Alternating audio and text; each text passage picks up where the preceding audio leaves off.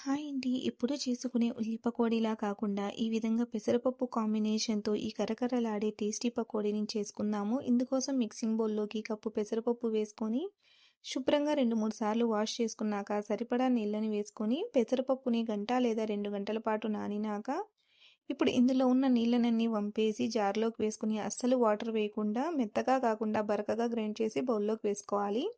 ఇప్పుడు ఇందులోకి 2 టేబుల్ స్పూన్లు బియ్యపు పిండి, రుచికి సరిపడా ఉప్పు, హాఫ్ టేబుల్ స్పూన్ కారము, సన్నగా తరిగిన 2 పచ్చిమిర్చి, సన్నగా తరిగిన ఒక ఉల్లిపాయ, సన్నగా తరిగిన కరివేపాకు, ఉల్లికాడలు ఒక పావు కప్పు వేసుకోవాలని మీ దగ్గర ఉంటే వేసుకోండి, లేదంటే స్కిప్ చేసేయండి. సన్నగా తరిగిన కొత్తిమీరని వేసుకొని పకోడా పిండిలాగా గట్టిగా కలుపుకొని పక్కన పెట్టుకోవాలి. ఇప్పుడు డీప్ ఫ్రై కోసం ఆయిల్ బాగా వేడయ్యాక ఈ విధంగా చిన్న చిన్న పకోడీలాగా వేసుకోవాలి.